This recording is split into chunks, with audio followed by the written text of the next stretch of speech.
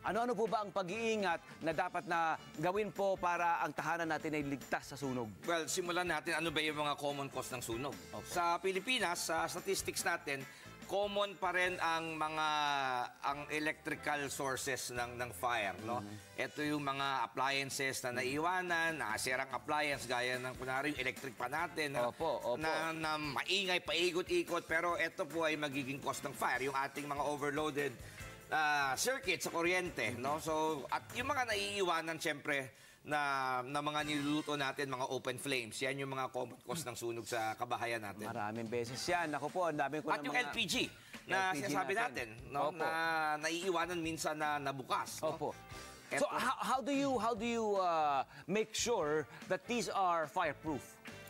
Halimbawa, LPG. Yung sa LPG, napaka-importante niya na maturuan natin yung mga kasamahan natin sa bahay, no? Na kapag may naamoy tayo na medyo masangsang na amoy, very unique naman ang amoy ng LPG pag nag-leak eh. As actually safety feature niya yun. Ang LPG itself, as a gas, wala siyang amoy.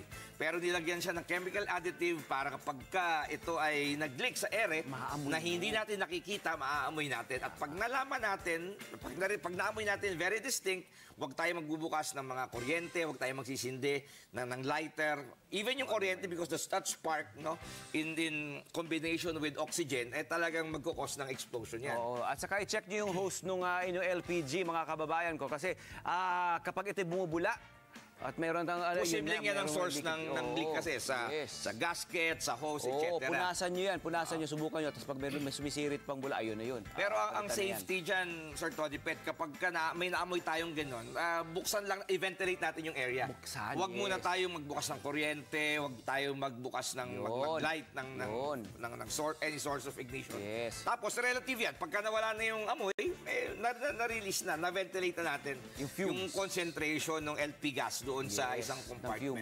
Saka keep it locked, nakasara, di ba?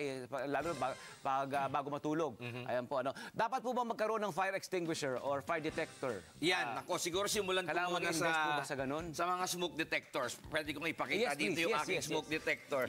Napaka-importante. Kukunin ko lang yung aking smoke detector dito. Okay. Napaka-importante kasi ito hindi required sa mga kabahayan sa Pilipinas dahil ang mga businesses lamang ang may mga requirement para sa mga smoke detectors, fire alarms, etc. Ito ang in-advocate natin dahil alam nyo ba, ang sunog, kayang lumaki yan in 3 minutes time. So, kung napapansin natin, mas maraming fire tragedies, maraming namamatay sa gabi, sa sunog. Bakit? Dahil hindi sila nagigising.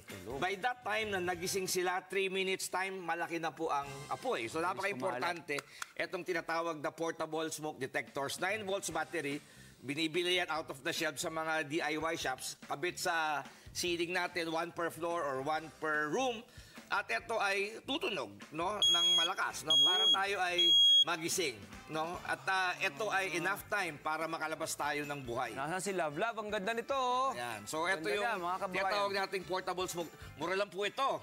Ito po hindi po kailangan ng mga wires. Pagbili nyo lang, salpak lang. This will save lives, smoke detectors. And then just leave it on lang po, ano po? Naka-on lang yan. Ang palitan ng battery niyan every 6 months. Opo. Leave it on and then yun na. Tutunog na siya. Tutunog na siya. So, wag mo lang siya ilalagay sa tapat ng lutuan mo dahil madidetect niya yung usok pagka ikaw ay nagpiprito. No? Tama po, pero that's a life-saving gadget na marami sa atin ang hindi nakakaalam. But that is readily available. Magkano lamang ito? Sa mga DIY shops. Siguro, mga 1,000. Opo. And then, pero investment na yan. Diba? Yes, and that is the gift of safety sa ating pamilya. Gift of safety. Well said, sir. Gaano po ba dapat kadalas na pinapacheck ang mga electrical wiring? Usapang electrical wiring po tayo.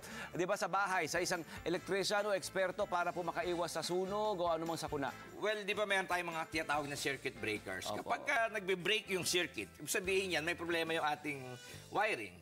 No, ito na yung pagkakataon na para ipa-check natin yung ating mga electrical installation sa certified na electrician, no? Kapag nagtitrip yan, ibig sabihin may problema sa kuryente. At saka wag din tayo bibili ng mga mga substandard na mga extension cords, di ba? Yes, Because yung substandard. overload na tinatawag natin, no? Yun yung electrical safety. Yes. Pag sinabi natin substandard, syempre, ganito na lang po. Huwag na, pabilisin na lang po natin. Dapat high quality. Yeah. Okay po, no? Yung mga substandard, yung mga, dito, mas mura, dito, mura to. Hindi po necessarily mura, ay safe. Hindi po ba?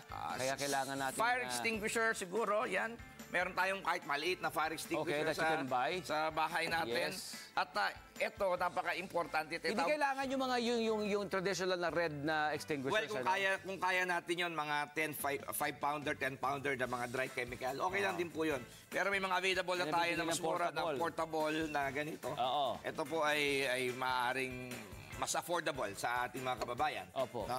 And then what do you have here? This is a fire blanket. Yung fire blanket, ito ay po pwedeng gamitin pag may sunog na involved. Doon din sa mga DIY shops order natin. online. May naman tayo mag-online online din. Lately, So, ito ay po pwedeng ipangpatay natin ng apoy. Nasusunog ang kalan na may oil kasi ito ay para sa Class B fire. Ibig mali sabihin, yung ay tatapat siya sa tubig, ha? Ay kasi pagka dinagdagan ng tubig, lalong kakalat. Lalong kakalat yun. So ito, cover mo siyang ganyan. Masusuffocate yung oxygen, mamamatay yung apoy. At this can be doubled as a survival na parang blanket natin. Kung tayo ay nasa loob ng sunog at kailangan nating lumabas, pwede maprotektahan tayo na ito. As you go out. Okay. So yan. Oo. And then, counting investment lamang po, no? At, para sa ikaliligtas ng lahat. Tama. Hindi po ba? Punta naman po tayo sa health emergencies. Ito po, ha? Meron tayong, yung sinasabi nating emergency health kit. Dapat lahat ng tahanan daw po ay mayroon ito. At ano-ano po ba ang dapat na laman ng isang emergency health kit? Well, pag sinabi nating yung first aid kit and medical kit natin, may pagkakaiba po yan eh. Yung first aid kit natin, para sa mga unting sugat, okay? Yung first aid, para sa mga injuries, for wounds, wound care, etc. No? Pero yung isa naman, yung ating medical kit, ito ay naglalaman ng mga OTC drugs, yung mga over-the-counter drugs. Okay. Na pang sakit sa ulo, lagnat, sipon, sakit ng tiyan, etc. Ito po ay dapat readily available. Hello po mga Kanet 25! Si Kuya Tony Pet po ito mula sa Love, Tony Pet and Everything. For more Love, Tony Pet and Everything updates, just click on our subscribe button and follow us on our Net25 social media pages at Net25 TV and at Net25 Entertainment Facebook. Magkita-kita po tayo!